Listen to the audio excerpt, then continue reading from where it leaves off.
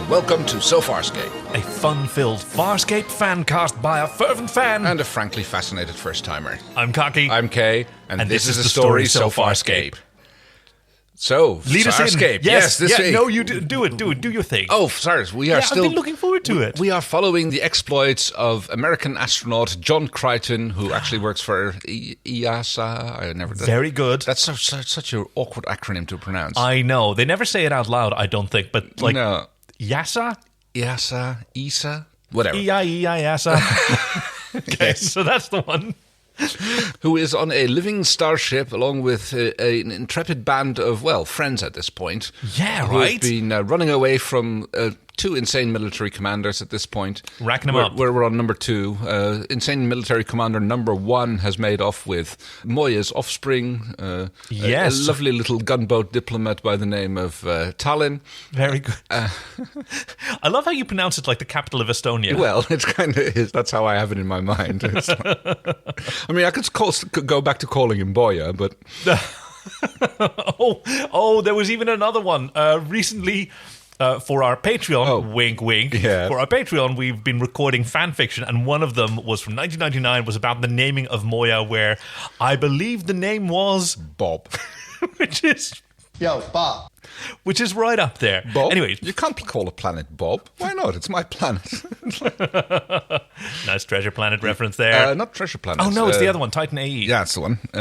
Equally a great success. Yes. And a fantastic Don Bluth, I believe. Titan AE, yes. Yes. Yeah. His ill-fated attempt at success. Well, it wasn't necessarily his. It was kind of I mean, it was the movie that he wanted to make, and they eventually consented to letting him make it. And then they did quite a lot to make sure that it bombed. Or I don't know if they did it intentionally, but they programmed it against some other massive releases. Oh, wow. Yeah. What I remember reading was that Fox Studios wanted an animation wing, right? And so they hired Don Bluth, who just quit Disney in disgust over whatever, and they gave him the impossible task of making an animated film that would appeal to teenagers, but that wasn't anime because they didn't know about anime yet. Yes. 2000 was the exact wrong year for that. Like, exactly after that, you got Princess Mononoke. And then everyone went all kawaii and... Yeah, they realized there was great animation there. Sorry, we've sort of veered off. We're talking into about a tangent. Farscape here, yes. Today's episode is episode 211. Look at the princess. A kiss is but a kiss. We have a database for that. We have a database. We have our handy little database. Yes.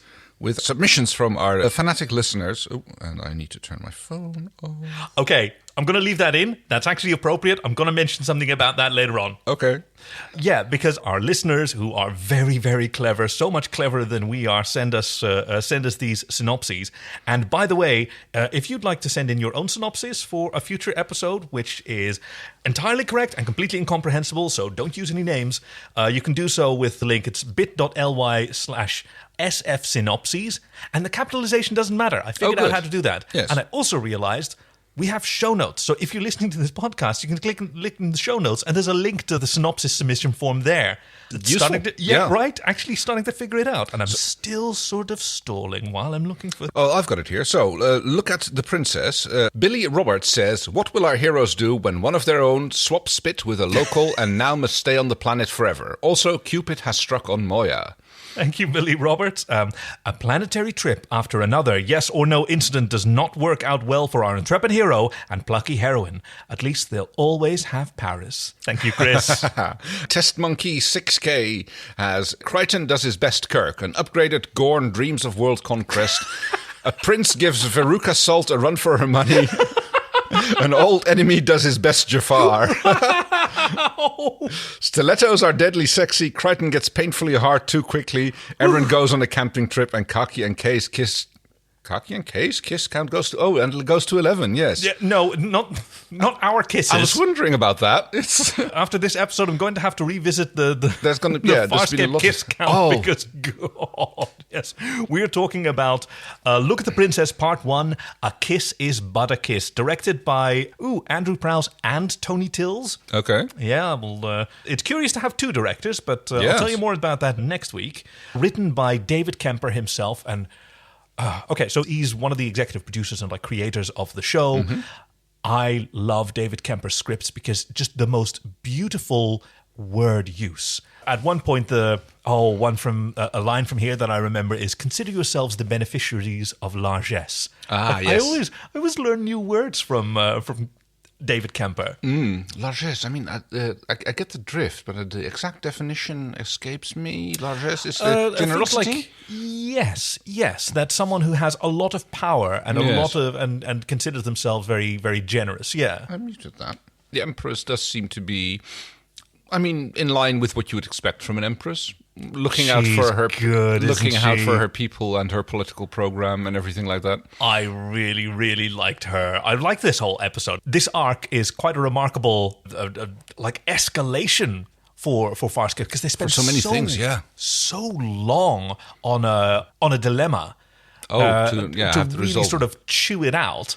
Yes, because it feels a little bit like there's like a problem on the planet, and someone is going to have to stay on the planet, and we have to decide on how to go about it. But there's a whole political intrigue about it, and they don't rush it at all. They take their time, even in the build-up. Yeah, this is a far cry from like DNA Mad Scientist, where it's revealed like at the very beginning, you're going to have to cut Pilot's arm off. And then they cut his arm off, immediately after the credits, and then they move on to the next crisis. True, and this is much more of a slow build. And the slow build starts right at the beginning. The music! Prepare the starburst! Go!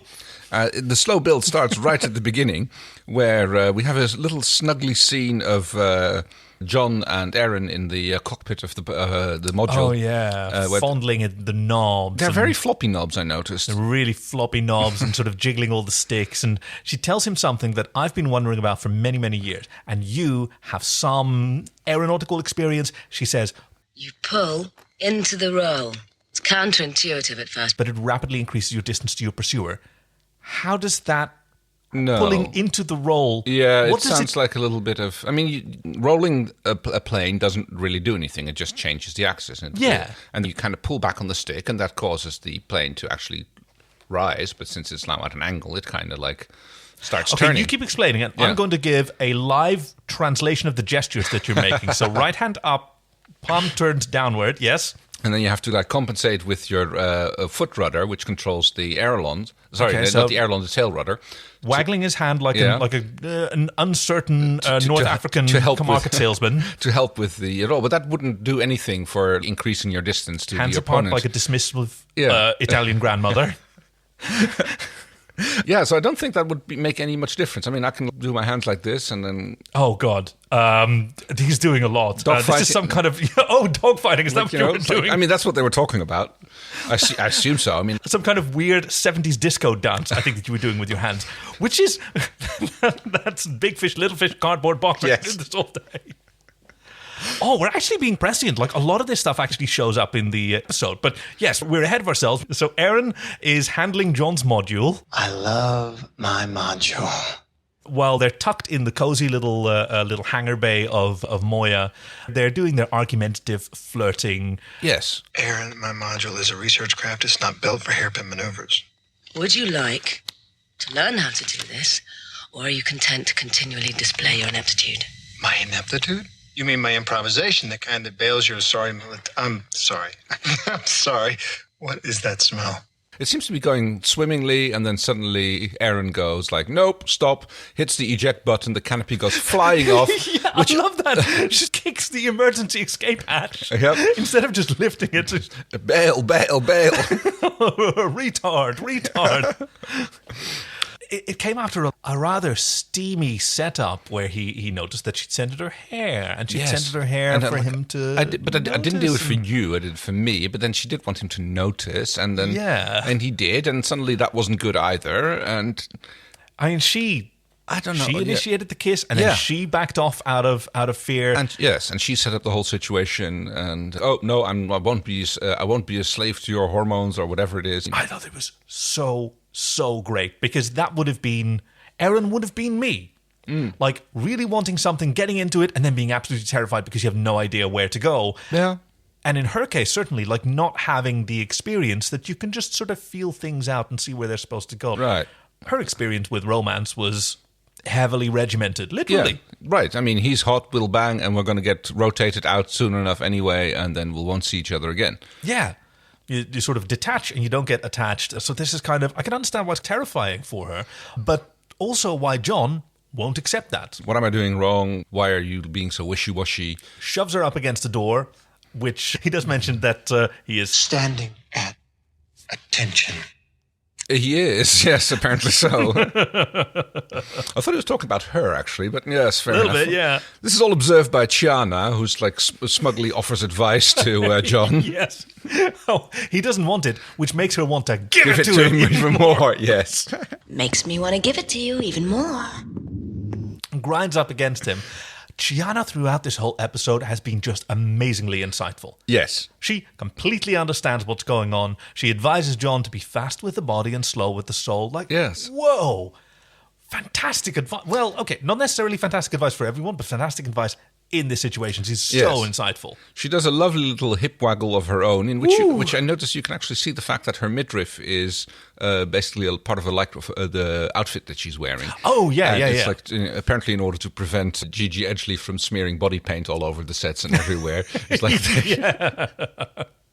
Can you imagine if that was actual exposed midriff like Erin is sporting? But yes. Like every movement of her top would have brushed the makeup away. Yeah, that would have done too. Yeah, so it's like it's very well blended in. So you don't really notice it in the color, but the way she does her little sexy hip wiggle, you can just see the material pulling and in stretches, and that it's part of the outfit, not part of the body. See, you're very observant. In this scene, I was really distracted by the sort of jazzy porn music. Like there's a stand-up bass and there's some hi-hats, and I sort of expected a saxophone solo. Yeah, you're always much more observant about music. Music is something that happens in movies, and it's rarely that I actually notice it unless I happen to recognize it. Certainly when it's very sexual. Oh dear, yes. I mean, at least it wasn't the bow, bow, bow, chicka, bow, wow. We don't get long to enjoy it because, this being Farscape, soon a crisis looms on the horizon. Yes, they are surrounded by peacekeeper weapons platforms or something along the lines. I love how Pilot buries the lead. First he asks everyone up on the bridge. Please join the others in the command at once. And then, okay, Pilot, they're here. now tell us what's going on. Are you familiar with automated peacekeeper satellite weaponry? Are you familiar with these killer satellites? Yes. Self-tracking pulse cannons. We are locked in a cross-targeted helix. We're surrounded by them. Yes, we're not going anywhere. Could you not have started with that? Because if they'd said no, then he would have spent like 50 minutes explaining to it before getting to the point, we're surrounded and we can't go anywhere. Because they look out they did talk about Star busting out of there. Yeah, and it's not but going to work. They're going to shoot us the moment they notice power fluctuations. And where did they come from? Are there any ships nearby? No, but they might come from the star systems that Moya can detect on her sense horizons, despite the fact that there's a freaking planet outside the window. They're right in orbit of this planet, or at least approaching it. I really like those satellites. They're like D4s with lenses in them. Yes, and little lights in the middle, and it looks a bit like the Sharingan from Naruto, like that little three-eyed. Basically, I don't know that. It's basically, imagine a yin-yang symbol, but with three of them. In the same plane? Yeah, just instead of two things being so a circle. twice. Yeah, okay, still. So that little light effect in the middle kind of has that, kind of looks like that. By the yachts, run, fight, surrender. Pick one. But yes, satellites, we go to the intro break, just at the point that the satellites are starting to spool up their Leaving power. us standing at attention. Oof.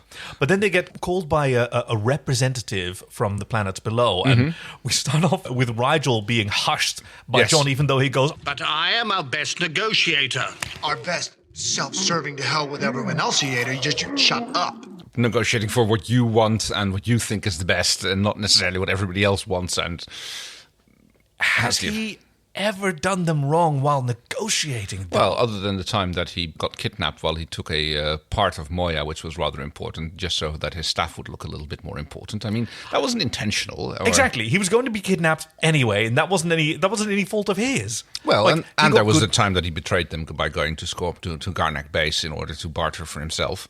Gamak base. And it wasn't negotiated. It was just an impulse. What I mean is when you set him in front of like a shopkeeper, as we see him in the first episode, in front of the proprietor, this giant insectoid monster, he holds his own. And when the Zenitan pirates came aboard, he held his own against them. Yeah. They always come out ahead. Yes, he is a betraying little toad, but credit where it's due, he is very good at talking people into giving him little advantages. The same thing we see here, because after Zahn assures the ambassador, or whatever the hell it is... Counselor Tyno. Yes. After she convinces the counselor that they are unarmed and are of no threat, and that they are actually being hunted by peacekeepers, and that they're escaped prisoners or something. There's a lot of information that she's giving out there right away. But yeah, they goes like, okay, that's fine. We now release you to travel as you will. You're not going to shoot. Well, that was productive for Arns. Just don't come here. Because we're having a royal wedding. At this point, like, Rigel cannot be contained anymore. he bites Crichton to make sure that he lets him go, rushes forward on his throne sled and goes like, well, I am Dominar Rigel the 16th of the Hynerian Empire. Would you turn away a royal visit bearing gifts? Which actually never gets mentioned again, the whole gifts thing. It's kind of convenient. Maybe he does the sort of thing that the Doctor Who does in the first season revival. Air from my lungs. Ooh, so intimate. Well, there's a bit of that with the whatchamacallit later, the Scarron. Ooh, yes, very good. Hey, did you recognize that? Scarron? Yeah. Oh, yes, immediately. Very good. Even before our good old insane military commander showed up again. And really? Yes. Okay, tell me about that. No, what did you piece together? I just recognized the name. Oh, okay. See... Sometimes you latch onto these things, and I never quite know which one is it going to be. Yes. Like, yes, Scorpius was described as the Scarron half-breed, yes. Yeah, very good. Yeah. Did you really think you could strike an honest bargain with a Scarron half-breed like him? See, this is why we sort of fit so well together. You're also this kind of obsessive nerd. I'm absolutely delighted. So, yes, they decide to go to the planet. There's another little exchange between Crichton and Erin, where he tries to put the moves on her again, and she shoots him down rather hard, even though he tries to do it casually. Erin, I want to talk. I want to talk less. We tried that. It leads to kissing. Oh. Yeah, they're both kind of like flirty arguing, which happens to then land on the side of just arguing. That's a joke. It's to relieve the tension. Wasn't funny. Just give me some space, John. Yes. That scene could have gone the other way if either of them had given in just a little bit more, as they clearly wanted from each other. Yeah. But so she tells him to like, go on your own, just give me some space. And he turns around and yells for Chiana, looking over his shoulder at Erin. Like, actually, he says like all the space in the universe or something like that. Yeah. It's like, yeah, screw you, fuck off. Hey, go, Chiana. Because he knows that makes her jealess. Right. She's complained about that before. She's just, rolls her eyes a little bit in that. He goes to Chiana's place, goes, hey, Chiana, can I come in? Yeah. Yes. Yeah. That's good. Yet he commits the sort of dorm room sin of ignoring the sock on the doorknob. Yes. Because inside the room, I guess that Dargo and Chiana are rubbing mivonks or something. They're making the beast with three backs. Ooh. However that works in space. Yeah, they have... And John, bless him, he sort of bursts in trying to talk to them and then runs out yelling, oh, he's so embarrassed. Yes. Bad time, good time, wrong time. But I love Dargo's reaction after that, and he goes like, it's great, like, don't, like, we're dead doing this, like... Yeah, after everyone's got their clothes on and they're ready to travel, and you see Chiana in her travelling coat, he sort of corners John. My life has been one crushing disappointment after the next, but with this girl, I have managed to find moments of pleasure. Blow this for me. Yes, like, this is good. Like, no, it's cool. Yeah. I'm happy for you. All right, cool. I love how their relationship's developed. Right. It's, yeah. John and Dargo, this whole episode, like, everyone is such a rock for each other, except for John and Erin. Yep. It's such a shame. But I guess it keeps the dynamic of the show interesting. Yeah. So we get some beautiful shots of the planet and this like a palace temple or whatever it is that they have there. Amazing. It reminded me of like Coruscant or right, or a little bit like whatchamacallit. Babylon 5. Is that what you're thinking? No, I was going to say Centaur? Stargate. The whole pyramid type things and like the alien. Wait, do you mean The Pyramids? No, I'm actually thinking of another movie. Okay. Now that I can think about it. Yeah, we'll get there. Oh, I can't for the life. It's a French traveling. It's a French movie, and it's got Immortel ad vitam. Probably. Yeah, with Horace and that's the one. Yeah, the comic hero Nicopole, and it's by now the name is escaping me. Oh, the name is escaping me, but it was the actual creator of the comic was the director of the film. Yes, Immortel ad vitam. It's amazing. It's gorgeous. Totally bananas. I like the bit where Set and Anubis are playing Monopoly. I don't remember that part. But yes, there's a lovely party at the Swingers at the Palace. Club. They've got The these Palace Swingers Club. They've got these little Wow. violets, and everybody is dipping a little a dot on each other's tongue, and then they like And then touch a quick- tongues, and then a quick Yeah. kiss, and then it's yay or nay.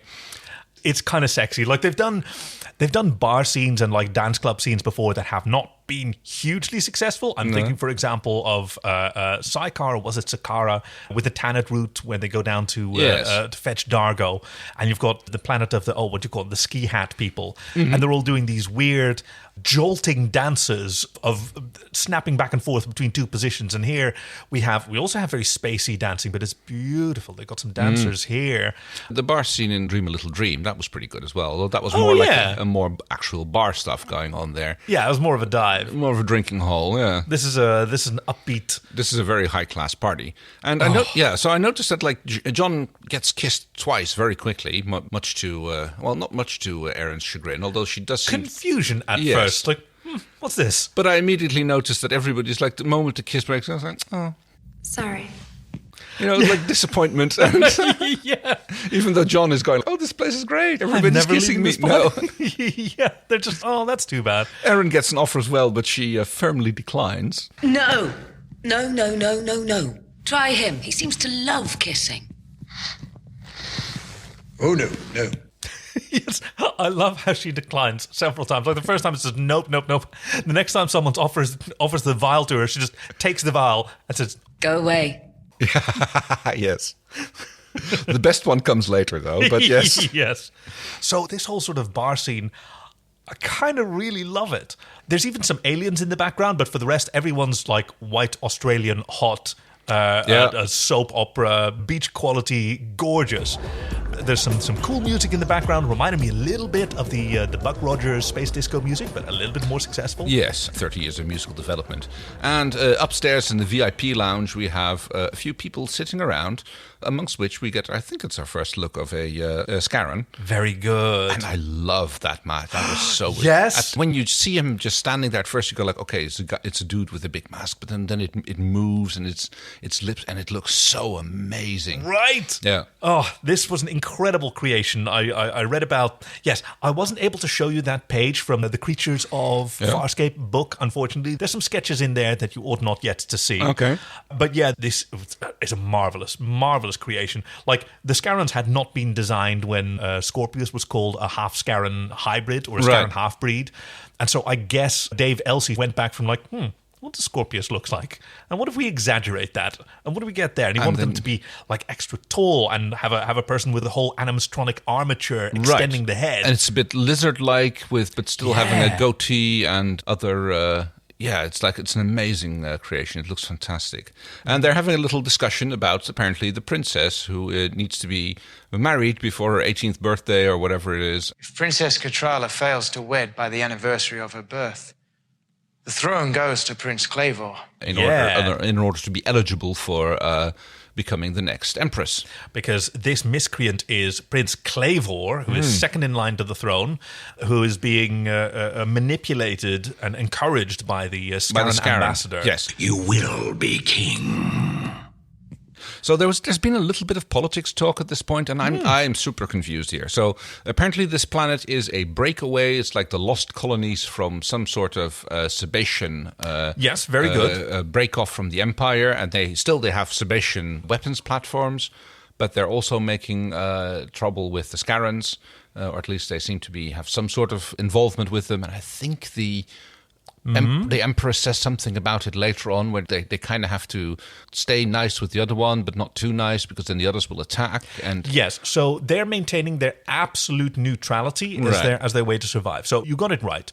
1900 years ago, the ancestors of these people broke away from the peacekeeper I don't know what they call their territory, peacekeeper territory, and into the uncharted territories. What you condescendingly call the uncharted territories. Which these people really object against being called the uncharted territories. Yes, especially the Scarran. It's like, we've got charts.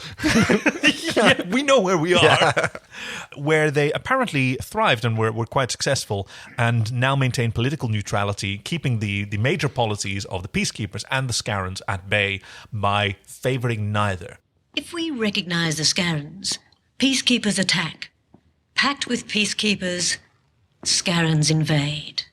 Right. Because allying with either would make them a target for the other because of their strategic placement. So I don't know exactly how they'd get peacekeeper technology. So I was going to say, not that uncharted either, then apparently if the peacekeepers know about them and, it's... Now, as you've pointed out, space is very big. True.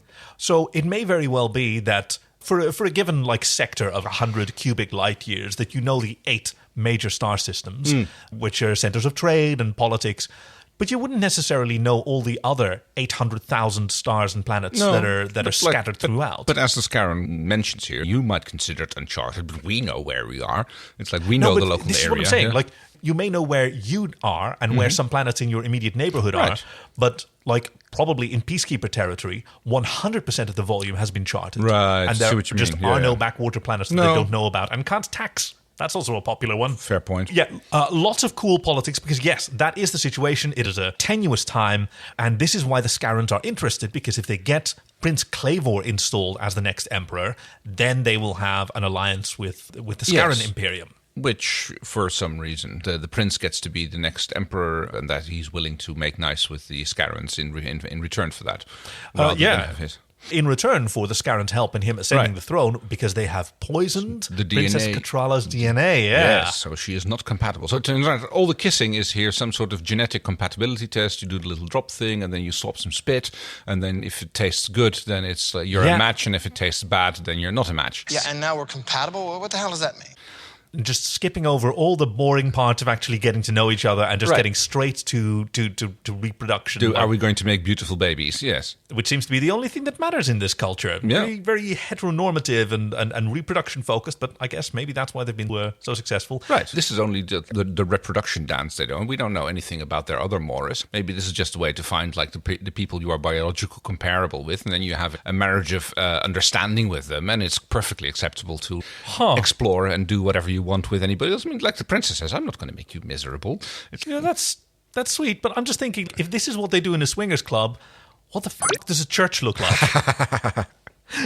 Anyway, we cut back to Moya. There's some scenes on Moya where Zan has chosen to stay behind, and Pilot and Moya are both delighted. Yes, because apparently they really enjoy it when she's performing her Delvian rituals, because she's preparing some sort of singing ceremony which involves her chanting. She's got her vestments on, and she's making tea and little incense. And Pilot is opened all the doors because he and Moya really enjoy this, apparently. And she starts her chant and it echoes through the chambers, and it's a beautiful sound.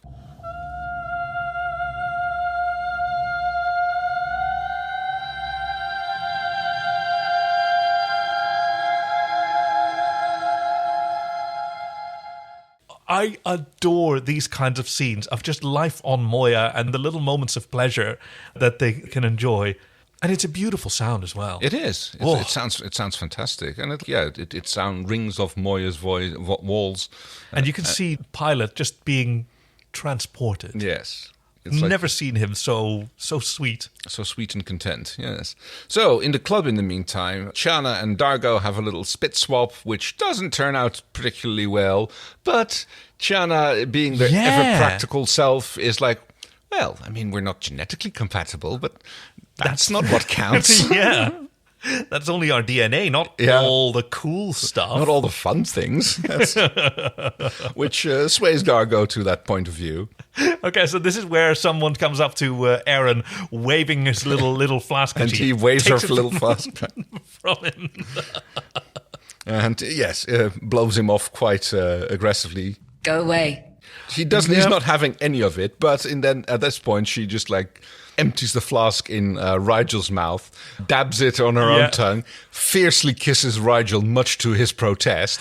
Yeah. And then they're like, oh, sweet, delicious. We're made for each other. We just happen to have found our... And even Rigel plays along. Yes. Oh, I'm so delighted. Sweet. I'm so pleased.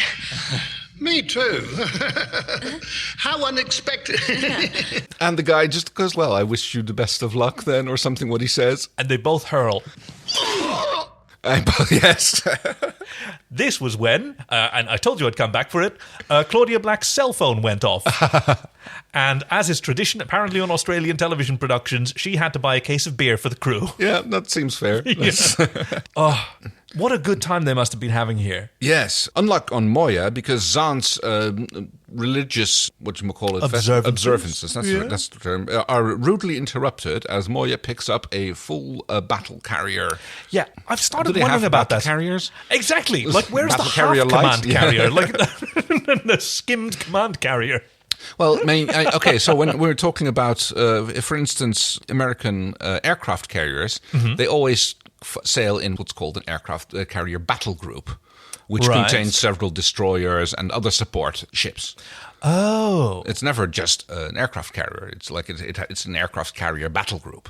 Oh, maybe you could have an empty command carrier, just the carrier and not the aircraft that it's carrying. Yes, but that would be hard to detect from the outside, and also why? But I mean, I don't know. It's just they keep calling it a full command carrier, and I know, we've never seen. I can imagine that it's like maybe they mean that, like it's a full battle group. Oh, rather than just that makes sense because we have seen when we saw Krace's full command carrier initially, it did have a whole battle group, including several Leviathans, which later on we didn't see. No, when he drove into the uncharted territories. But then he kind of went off on his own to do his thing. Very good. Yeah. Going off on their own, that is ultimately what Zahn and Pilot decide to do. They sort of flip the coin. They've already been seen. There's no time to retrieve John and Aaron and Dargo and Rigel and Chiana. I could have just said everyone else from the planet. Yeah. They don't know why Scorpius's command carrier is here. Yep. So they sort of gamble and think, okay, well... What if we let them see us and then... Starburst. Scorpius may think we're all aboard and pursue. And this will be them protecting John. To me, that makes complete sense. Right. We can't stay long enough to pick everybody up. They have seen us. They might decide to attack us. We might as well leave, and that's probably going to lead. Yeah, it's a logical conclusion, especially for Scorpius to make. Not something that Scorpius would immediately see through as being an obvious ruse. Yes. Okay, more kissing. He seems to love kissing. More kissing, yes. Back and more kissing. Oh, we even missed the one bit where when Aaron's turning one of these dudes down. No. Yeah. Try him. And tries to foist him off on Crichton. And he even goes like, no. Crichton's not interested. He hasn't been in the uncharted territories long enough. Oh, no. Huh. You don't know. The males on this planet may have extra tongues. Who knows? It's uncharted territory for him, I would think. Though perhaps not for Dargo. No, we don't know that. But yeah, who knows? Gets lonely on military. But I mean, later on, okay, heading forward a little bit, when John asks Dargo to be his best man, Dargo very seriously tells him, John, I'm with Chana now. Yes. You couldn't have asked me earlier. Oh, bless. Oh, yes. I've never been with someone who had so few tentacles. Yes. Well, Chana. You don't know what she's got. True. Yes, okay, so John is approached by a sort of Roman-looking gentleman who invites him to tongue test the princess. Whom we don't know at this point is the princess, but I thought at first that the lass in the VIP lounge was the princess. Yeah. But that seems to be the princess squeeze. Hot white people are so hard to tell apart, aren't they? You had the same problem. Like here we have Councillor Tyno, who's the one who welcomed it to the planet as well. Who also looks a bit like the princess. Absolutely. Well, not like the princess, but like the prince, presumably. Prince, yeah, that's what I mean, yeah. When you asked while we were watching, when you asked whether that was the same person as the brother, I was so tempted to just let you think that we were watching Game of Thrones. I was going to say, I thought it was... I would never do that to you. I would never diminish your enjoyment of the show. Yeah, here we have Tyno, who is astonished and a little bit upset when it turns out that the princess and Crichton are compatible. Yes. But we learn later why, of course. Because he was... A little... courtly courtship. Yes. I guess he was like counting down the days until the point that the princess was going to be ineligible for becoming the next empress. And at that point, it just goes ka-ching. Now she's free to do. Now she's free to go with me. Yeah. The whole bar is ecstatic. Apparently, they all recognize royalty when they see them, except for Clavor, who jumps up and I thought it was such a cool camera move, following him over his VIP balcony. This must have been like a club or something. Like, this whole set was absolutely wonderful. You have the go-go strippers, dudes and chicks in their cages. In the cage dancing, you have yes. some aliens wandering around here, and there's smoke, there's lights. It really, really works. But he's pulled back from the brink by the Scarran ambassador, Kargan, who encourages him to keep Keep get it it quiet, together. yeah. Do not make a spectacle, Your Highness. The kiss was sweet. They're compatible. And we see his, I don't know what, at first I thought it was some sort of breath weapon, which he's like exhales over the crowd. It looks like a heat shimmer, yes. Very, very cool special effect, especially how it's used later on in the episode as well. John gets escorted out. Yeah. He's like, am I under arrest? No, of course not. No, says his jailer. Okay, he turns around, like immediately gets stopped by the guards. Yeah. Very ineffectual guards, by the way, as we learn later, but yeah. Things are tricky in the palace where Yes. we are once more. I like, by the way, that they're all carrying peacekeeper rifles, except they're painted white. Yes, like UN style. Are UN weapons painted white? No, but their trucks are. Like so. Yeah.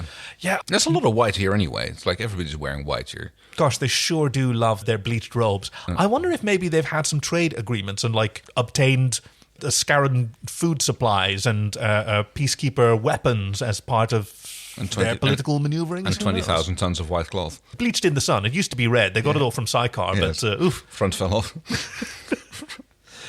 So he is informed how very, very much not a prisoner he is, and of the various political machinations that we've already breezed through.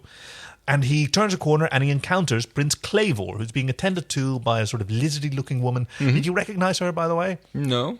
Wouldn't blame you. That's Francesca Buller under all that makeup. She previously played Em Lee. I will control my hunger, and you will provide me access to a more permanent food supply. The Calcivore. Right, her. Bernese. Yes. And once again, Francesca Buller is Ben Browder's wife. Once again, completely unrecognizable. I guess she's around. She's an accomplished actress, so might as well, if she's going to be around anyway, might as well use her. It seems like a marriage of convenience, which we're definitely working towards too in this episode. Yeah, she's like a little Zazu hovering around Clavor's shoulders. Right. He tries to dismiss her. Later on, especially towards the end of the episode... Do you talk? When asked to, Highness. John has a little interaction with her when she's tending to him at that point. And her behavior and mannerisms there really reminded me of... Have you ever seen that British sitcom Heidi High? Oh, no. It takes place in a holiday What era camp. are we talking about? Oh, 70s. All right, I think it might even take place in the 60s, but it was definitely produced in the 70s.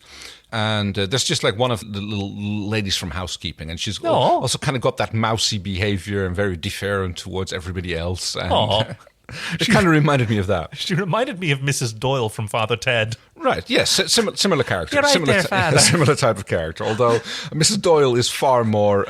forceful. Yes. Which one were you going? You were going to say standoffish? No, I was going to say...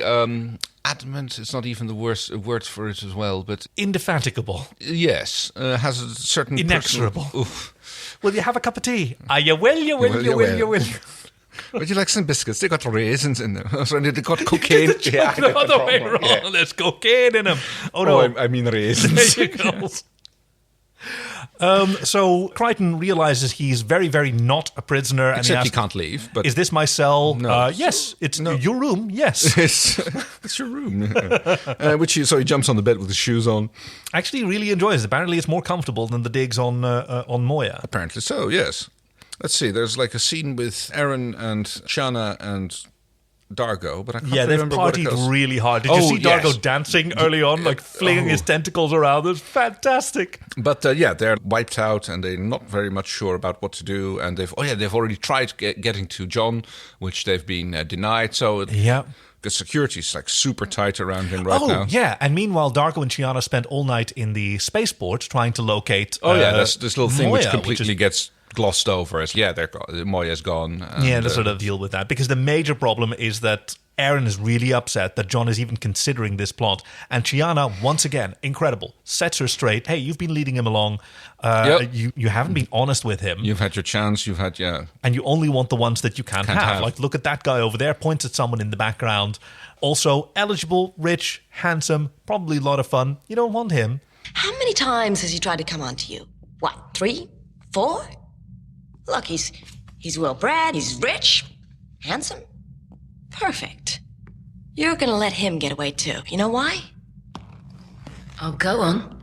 Tell me. Because you only want the ones you can't have. So you're gonna go to Crichton, you're gonna mess with his mind. He's gonna be turned over to Scorpius and dead. And now that you can't have John again, you want him again. Dargo makes another very reasonable and firm argument that, as entertaining as this is at the moment, it's getting us nowhere. And Aaron says, no. And she grabs Chiana and goes off to deal with her bullshit anyway. Goes off to do more because she doesn't trust her the work that they've been doing, and she wants to check the spaceport as well, so to confirm that Moya isn't actually here. And while Dargo is sitting there nursing his hangover, I suppose, who but Scorpius shows up. Dargo, is it? I don't believe we've had the pleasure. He is so sleazy. He's so charming. Yeah. Dargo! Oh, he's like a used car salesman. and Dargo Fancy meeting you here. I don't think we've had the pleasure. Dargo does another one of his fantastic like jump and rolls. Grabs a long-stemmed champagne vase, holds it upside down like his sword. He's sort of got the same stance. Because they weren't allowed to bring any weapons of any sorts onto the planet. And Scorpius says, well, perhaps we should, reorder and share a repast. Where I learned repast. I learned so many words from David Kemper. But nothing comes out of that really, because we go back to the Scarran talking with the prince, and the Scarran says, leave me, we have to take care of this, we need to make sure that this marriage doesn't happen, because we can't have any of this. And we move on to, there's some fair tempo to this this episode, I've noticed. Lots and lots of short scenes. Lots of stuff goes on as well. Now we've got Rigel and Dargo and John in his quarters, and Rigel and Dargo are trying to talk some sense into John. And I thought this scene was brilliant. John is being his dramatic self, utterly rejecting the absurdity of the idea, yelling increasingly incomprehensible Earth pop culture references, yes. While Dargo and then later on Rigel continue to make the same reasonable arguments, like you are between a rock and a hard place. Scorpius has made these promises. He's promised not to liquefy your brain and to let us all go. But we know it's all nonsense. We're all stalling for time, so just play along, just keep the ball rolling, and we'll see what we can do. Even though Rigel would say, well, of course I'd marry her. It's like... Yes, well, of course he would. We actually learned, this is the first time that something is like this is said when Pilot and Moya are talking, because they've made the shortest starburst that Moya could apparently do. Yes. And now that the command carrier has not followed them, Zahn immediately wants to turn back to make sure that they don't think that they've been abandoned by... But Moya declines. Pilot says, you know that doing a starburst negates all previous data navigation points. Very good. So that explains a little bit about how it took them a quarter of a cycle in Jeremiah Crichton to find their way back along all the possible planets that they might have visited when they lost John. Yeah, because they couldn't starburst between planets. They had to take the much slower FTL. Because otherwise, it'd be a little bit chaotic. Because, yes, apparently starburst navigation is really cool, but, after that, you don't really know where you are anymore. So, well, I mean, space is a three-dimensional complex construct, so you skip, I'll say, 20 light years, and stuff kind of looks different. Like your immediate nearby points of reference are in very different places relative to each other. There's also light drift between them. Yeah. Something that was 20 light years closer also was 20 light years more recent than it is now that you've skipped back. And oh, God, yes, they get that weird problem. So, then you've seen the image of where that star was 20 years ago. When you weren't even there yet. Yeah. Yeah. Tricky stuff. Yes. John is talking to the prince, and he's like, don't worry, I'm not going to marry her. You'll be the emperor in 3 days' time, or whenever it is that the princess's birthday is, because it's a matter of days, we learn. Yeah. And... okay, so this whole scene is kind of weird. It takes place in one big room where apparently, despite the fact that it's a big echoing chamber no one can hear each other's conversation. There's enormous privacy just This is 3 ideal feet for away. political manifestations. Yes, because in this one scene, we can have a very dramatic conversation between the prince and Crichton, and then Crichton goes to the princess, and then the Empress walks up and immediately asserts her power. Shall we go for a walk? And they just sort of circle around the prince and princess while talking about them, and apparently they have no idea what's being said. Maybe they have privacy fields, I don't know. And all those guards, it's just a quick walk around the room, like children practicing a waltz in the classroom. But yes, the Empress seems very pleasant and reasonable at this point. Just, I'm so happy that we can have that my daughter's found a genetic match, and like we expect babies. I expect and sturdy grandchildren from you. Yes. Shall we get to know each other? Yeah. Oh. And it's like, I don't love her. And she goes like, well, of course you don't love her. You only just met her. It's She is so real, but she will also accept Ren from no one. Totally not. Because the moment that he tells her that, no, I'm not marrying her, she goes, oh, well, in that case, I have someone I'd like you to meet. And in walks Scorpius. Oh, hello, Crichton. Yeah. We immediately get a flashback, which was a very jarring moment for me in the episode. It came so hard. Yeah, and it's like immediately all the nasty stuff from the end of season 1, where it's... The Aurora chair, the flashbacks, the screaming terror. Yeah, and it leaves John shaken, which Scorpius immediately knows and starts using as well. Hugs him. Yes. Hugs him while he's standing so nice there to see reeling. you again. And John, like the disgust on his face, the terror. And the Emperor basically bluntly says, well, you can choose, marry my daughter, or I give you to Scorpius. This abomination. Yes. Yeah, really, really making it clear. She doesn't like the half-breed side of things either, apparently. But she... Okay, so this is where I'm wondering, why is she... So clearly they must have dealings with the peacekeepers. So I guess that, like, Scorpius, she probably knows who Scorpius is. I don't know. I mean, his arrival would have certainly had some kind of announcement before he got there.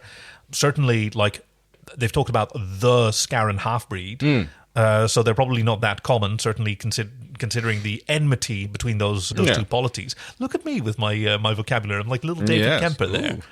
Yeah, but so their struggle for neutrality, which is what the Empress is so proud of and has been the source of the breakaway colony's success, is really dependent on maintaining the power balance between these two superpowers on either side of the breakaway colonies. Aaron, as we say in Dutch, chooses eggs for his money. Yeah, I'm sorry, I'm trying to explain it, but I'm standing here with my mouth full of teeth. And walks up to the princess and proposes to her. Because he makes that decision very quickly. And the princess seems to be genuinely happy. Yeah. Because he asks her, what do you want? To be empress. To have children. To keep the peace for my people. Even if we're miserable for the rest of our lives. I won't make you miserable. And she realizes... There are worse deals. Yeah, she realizes that it's a marriage of convenience and that she's willing to make it work. She's been raised into this tradition. She knows how things work. And even Scorpius just has this little look on his face. Aren't they cute? Yeah. Oh, he looks so icy here. His makeup looks amazing. Yeah. It's that hot flesh substance that Dave Elsey and his team developed for this show. It's got this property where it degrades over time, over the course of a day. So it starts to sweat a little bit. Yeah. So even though it's reusable and you apply it, but toward the end of the day, it looks extra greasy. Yeah, well, that works really well oily. for Scorpius. Yes. So finally, John and Erin get to have another talk where they're basically, I can't believe you're marrying her. Yeah, interrupted by the handsome dude from earlier who introduces himself as the counsel to the Australian accent.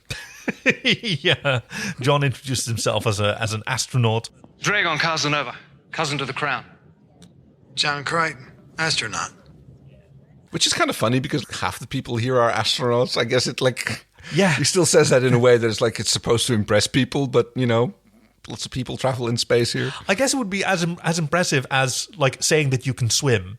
Yes. To us. But I can swim. Yeah, well, we can all swim. Yeah, but I swam here. Yeah.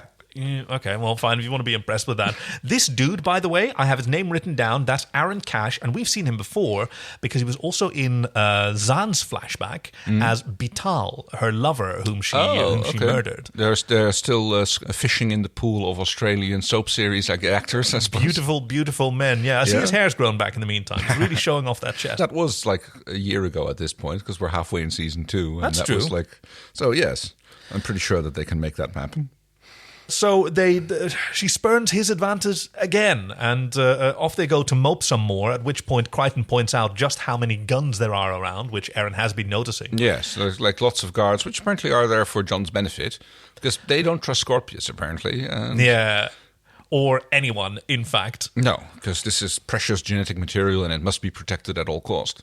And throughout all this, John is begging her for an alternative. Right. Like, yeah, I'm convinced that this is the wrong thing to do, but it is the only thing to do. Yeah, he's explaining to us, like, I get to choose. I marry her or she gives me to Scorpius.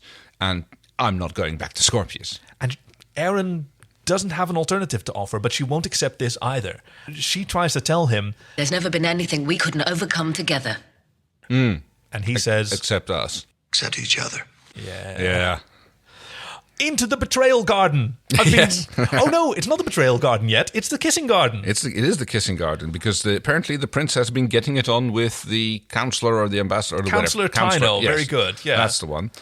Where they profess their love to each other, and this is where you went, hey, isn't that her brother? And I was tempted to just let that ride and let you see what you... I should have recognized it now. The brother has much more of a Vulcan face, although this guy has a bit of a Vulcan haircut. They all have the same Roman haircut, and this is observed by Erin for some reason. Why she's she's just sort of standing in the bushes. Why is she snooping around there?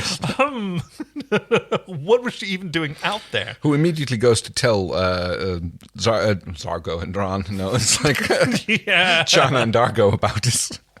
Oh, now I'm just imagining Dargo in Chiana's wig. That would be weird. It would be, wouldn't it? Yeah.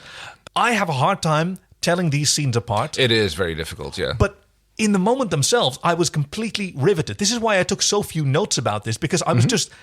It's like I mentioned that it was like a soap opera, but in all the best ways, it is completely gripping melodrama. True, very much so. I'm just completely, who's going to find out? And are they going to wind up together? And But there's another mystery afoot, which is that aboard Moya, apparently they're not traveling back the way they came. No, Moya herself has decided to go somewhere else because she's picked something up on one of her eight sensor types, and it seems to be very appealing or at least enthralling, and she is investigating. And she has set a course, and pilot can't apparently do anything about it or won't, and Zahn just has to come along. Back on the planet, Aaron bumps into Kargan, who is the Scarran ambassador, who says, I don't believe we've had the pleasure. Yeah. And she says, yes, I've heard that about Scarrans. Yes, and I think that the ambassador thinks that she is with Scorpius. Yes. That's the way he talks to her. That's the way he tells her what he wants. Yes, I think that what we get from this conversation is that the Scarran ambassador, Kargan, thinks that John is Scorpius' spy, just like he is the Scarran's spy, and that essentially the Peacekeepers are playing the exact same game that the Scarrans are. Yes, they're trying to get one of the children on the throne and wanting it to be the one that they control. Yeah, that they have someone extremely, extremely close to. And so he knocks Aaron about in, honestly, not a very good fight. I can understand that it was tricky to do with... I mean, you can't really punch someone in the animatronics when they're so expensive and you can't see. Also, by the way, we get a full shot of the Scarran. It is not super impressive because his legs look like a... Yeah, he's got this humanoid torso, although his chest is built out a bit, and he's got this huge head on it. Could have done with a little bit more padding on the legs and maybe a little bit some extra platform shoes. This was... Okay, so when I read this page in the Creature book, Dave Elsey talked some real dren about the costume department, which I don't think is well-deserved, because at this point, Elsey and the creature departments did all the creature effects and animatronics, and then the costumes were done by another department. And like he said, it took us 15 minutes to get this actor in the prosthetics, and it took them 2 hours to get him into this costume. And it's not even that great. Like, he doesn't have the leg extensions or the chest piece or whatever. So just let us do the costumes for these creatures next time. We can like integrate it and make it real. I mean, I thought it wasn't a bad fight. He tries to use his weird like heat ray powers, which apparently also come from his fingers and not just from his mouth. Yeah, she effectively deflects them. Yeah, apparently she just having faced Scarran before, she knows to avoid those. Or at least been trained how to fight them, yeah. He wipes the floor, or I should say the table with her. God, that poor stunt woman. Until the Empress walks in. Don't stop now. Go on, kill each other. Save me the trouble. Such a practical woman. Wow, there is I'm just looking at the clock, how long we've been recording. There is a lot of episodes still to go. There's a lot going on here. We arrive in rather a peculiar scene. So it's a medical laboratory where lots of tests are being done. There's this arch. For some reason, Rigel is hovering around, marveling at the technology. He wants one of these machines because apparently after some genetic testing, they allow projections of the future babies that this couple can have. So many unfortunate mistakes could have been avoided. Oh, this is truly amazing, Crichton. I must have one for my kingdom.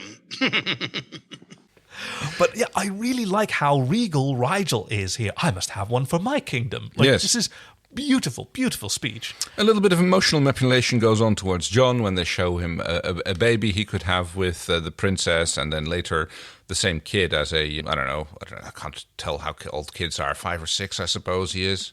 Yeah, he goes, hi, Dad. Oh, yes. Hi, Dad. An astounding device. Oh, looks just like you. Yeah, he does, kinda.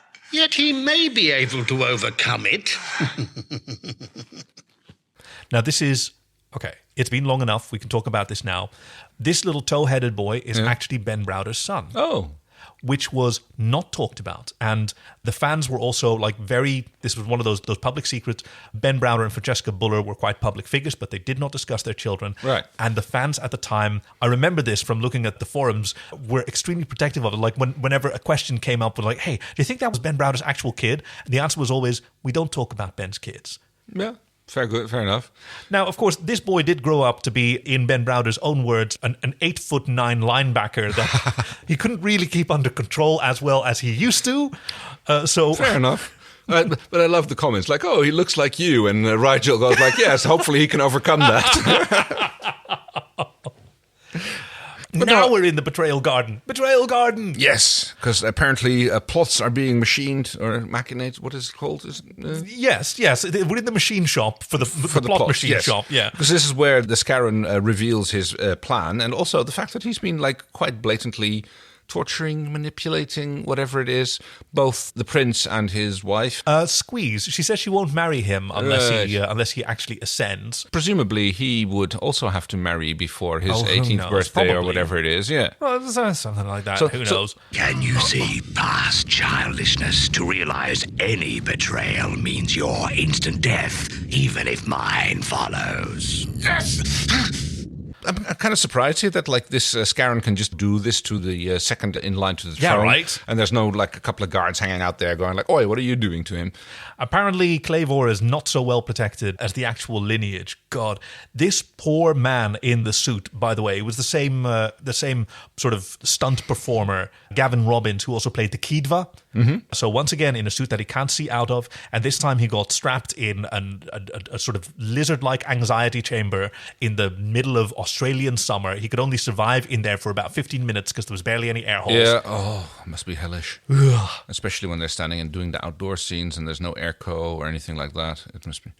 But quite the opposite is where Moya now finds herself. In this cloud space. Ethereal sort of candy floss, cotton wool nebula. Where there's some sort of light cloud effect flying around, and Zahn asks, is it alive? And Pilot says it very much is, and apparently it's...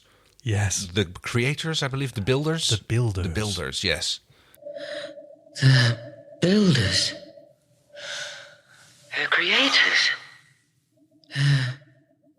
God. Yeah. Wow. So I guess the people who made the Leviathans? Yeah. That's something all like that. We find out this episode, because now once again, John ignores the sock on the doorknob. Walks into the room where Gianna is going, she's having a great time, he just sits down next to her. I don't even know if he notices or that he's just cool with it now. Doesn't care. No, because, after about a few seconds into the conversation, the bedsheets move and Dargo comes up for air, I suppose. And says, why don't you stay and tell us about it, John?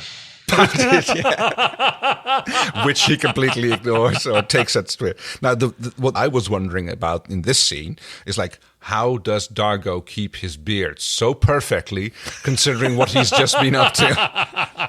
Because it's immaculate. Like, it's dry, Yes, it's really perfectly braided. is. And what was he doing with his nose plate? Well, that doesn't seem comfortable. Maybe that's what he was using. Finally put his tankas to good use, but he is so calm and chill. Yes. Yeah, he was just blue mivonked this whole time. That's why he was so cranky the whole time. I guess so. And like he's been getting a lot of good relief. And this is a great look for him, by the way. Just wrapped in a blanket and just chilling and rapping with John. But he is so supportive for John. And he goes like, okay, this situation sucks, but maybe you should just make the best of it. And he lets John vent. And John has a lot to vent about. Humans don't live that long. Oh, yes, because we learned that apparently after they marry and get assigned to be the next ruling couple, they get turned into statues for 80 cycles and they stand in the Colosseum and observe all the political proceedings and learn how things work. And that sounds terrible. And Dargo says, That is fascinating.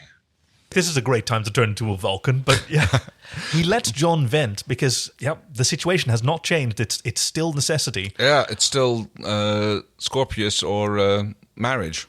Yeah. I mean, it's talk about a shotgun wedding. I'm supposed that term that wasn't used at any point, but better wed than dead. Yes, that he does say. And finally, we have the final confrontation between Aaron and John. John finally actually dressing like a breakaway Sebastian. Right. Currently, he gets to wear red. I mean, everybody else has still been wearing white so far, and other than that red shawl that the prince was wearing when he first... He had the one shawl, so maybe that is for the, I don't know. Oh, Regency red. Yeah. Because he's not going to be emperor, he's going to be regent. They're going to preserve the... Yes. And Aaron appeals to him one more time with the same appeal. You know this is wrong. This is not what you want. No, we'll find a way.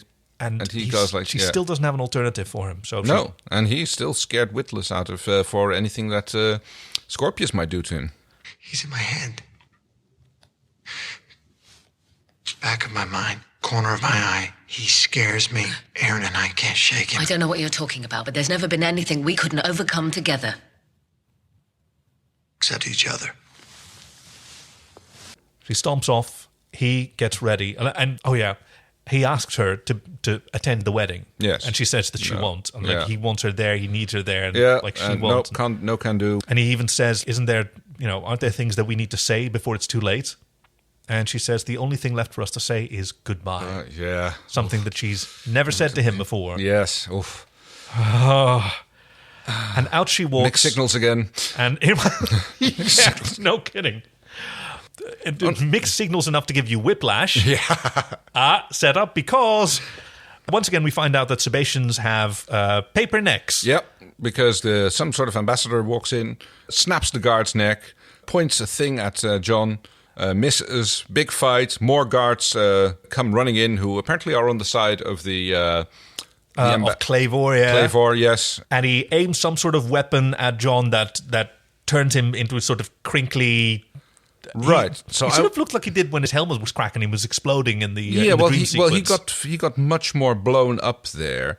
And at this point, so if I'm looking at the to be continued freeze frame at the end, yes, okay, so it looks like he's going Scarron. I mean, you've got the nose, the pronounced the nostrils, the pronounced cheekbones, the mouth and the teeth. So I'm really seeing is he getting transformed into? Are they just poisoning his DNA at this point to make him incapable of doing the thing that he's supposed to be doing? Get your wallet because you're going to make some bets, buddy. Yeah, we haven't really been paying attention to this so much. You've actually scored a bit because Rigel did indeed lawyer up. Yes. But I think you also made a prediction that it was going to be something with Rigel and a royal artifact. That one didn't pan out, unfortunately. I am going to give you at this point that Scorpius is the new villain. So we're going to have to look at that. That one's clear now, right? Obvious, yes. So let me see. I think you predicted that in season 1, the end of season 1. So we're like 11 episodes. I think that was in our talk about season 1 episode. That's right. That would have been, let me see how much that was. 30 points. Ooh. Times 12. That's your multiplier, because it's been 11 episodes plus the carry the one. So that's 360 points. Okay. This is out of control. I'm just gonna update my handy dandy database. I'm gonna make sure that it says that you are indeed correct, and that brings your total up to, doesn't calculate, but probably around the 500s. All right. You're rolling in it, so spend some of that dosh. Okay. What do you predict is going to happen? So there's the changing effect that we see on him. Yeah. But I don't think that they're going to change him into another alien or something. So that would probably defeat the purpose. So I think what they're trying to do This is Farscape, I think though. I know. True. While shit happens and you're rolling in dosh, now's the time. Roll the I'm bones. going to make a big. I'm going to make a big prediction, but I think I'm. So I think that I'll put 50 points on the device being Scarran in origin. Okay.